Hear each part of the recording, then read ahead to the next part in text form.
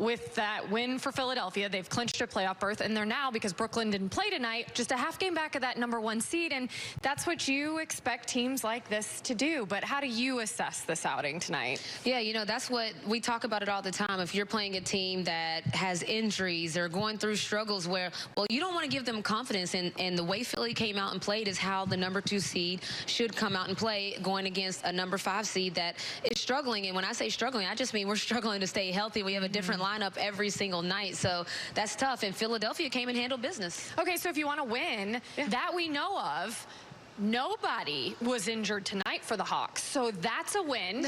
And they might be getting some guys back, which we'll have the boys along shortly to talk about that. But player of the game tonight has to go to Seth Curry, who really just kind of set the tone for Philadelphia. At the very onset, this guy was knocking them down from all over the floor, Renee. He finished the night with 20 points, 4 of 7 from distance, and a tough cover, just plain and simple. Yeah, you know, Dominique said, I guess that family can shoot. Yeah, I think this is crazy how well they all shoot the ball. It's talent as well as hard work. I never want to just make it seem like it's a natural thing, because I know that him and his brother work hard, but they're snipers. I mean, when you see he was 4 for 7 from the three-point line, no one's surprised, because it's Seth Curry, and he's just that good. So, yeah, he was the player of the game, and I mean, he had it going early and just carried it throughout the game. It was tough because he creates his own shots. There are players that can just now just create their own shots and get their own selves going, and he was one of them tonight. Yeah, crazy to think there's a gene that actually runs in a family like that. Shoot or shoot. I wonder if these guys know anything about that. Dominique Wilkins, Vince Carter, thanks for sticking around, guys. I'll start with just the fact that we did see Trae Young before the game tonight on the floor, and appears as though he's nearing to form and possibly a return, and I feel like this team can't get him back soon enough. Well, yeah, you know, when you see him out on the floor and he's showing energy, he's showing movement, he's just a day-by-day thing, and they really show how much they really need Trae Young, because he's a game changer. He changes situations, how defenses play your team, because there's no one set defense that can slow him down other than just double teaming. So he is a major threat that is missing for the Atlanta Hawks. And, you know, when he's on the floor, it's just a different game.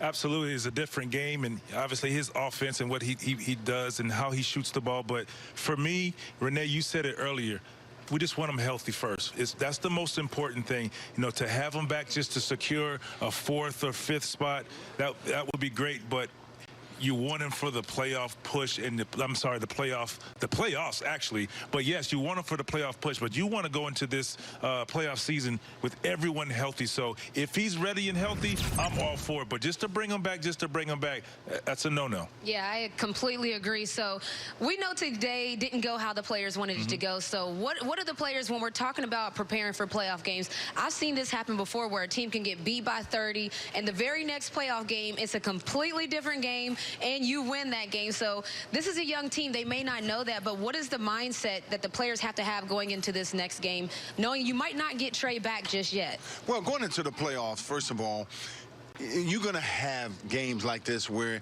you give a game away where things just don't go well, or you have injuries. It doesn't change the mentality that guys going to the playoffs will have. And you have some veteran players on this Hawks team who's been in the playoffs, who understand what the playoffs is all about. And once you get in the playoffs, you tend to do things a little slower.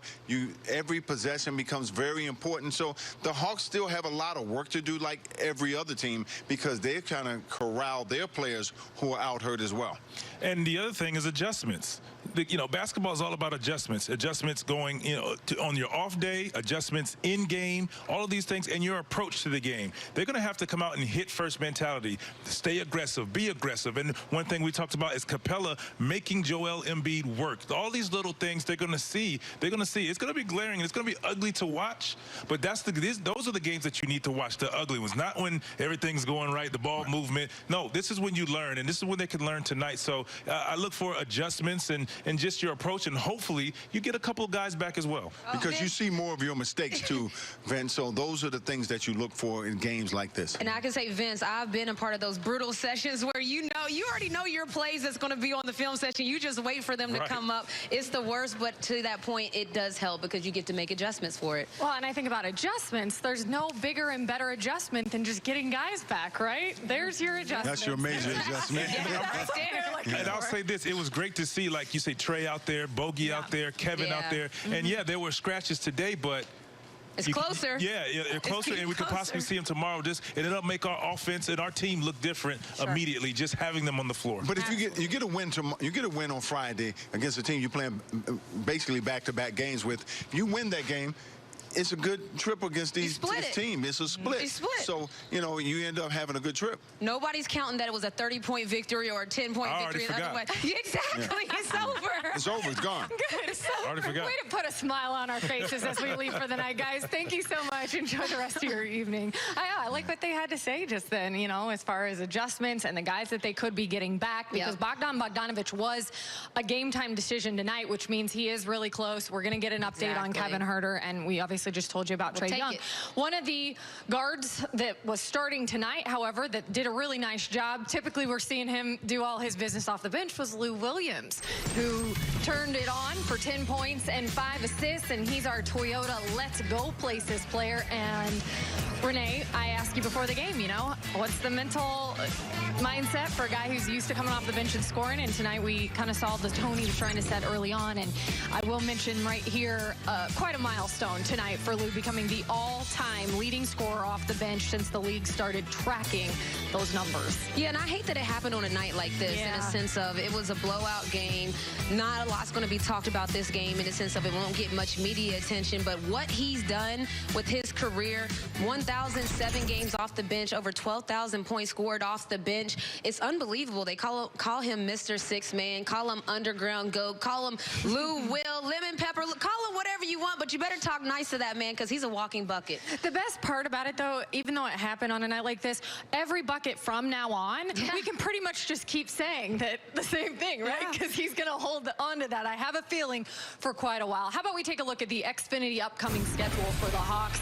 And Renee and I talked about this right before the fourth quarter tonight. They're going to see the Sixers again on Friday, maybe have some bodies back. And then that is the end of the 3-game road trip. They will come home to see the Bulls, the Blazers, and the Suns before hitting the road to take on the Pacers, all of whom, as we see these last 9 games, basically, Renee, they're playing some tough teams. And they've got to finish strong. You're going to have to earn it, basically. So going down this stretch,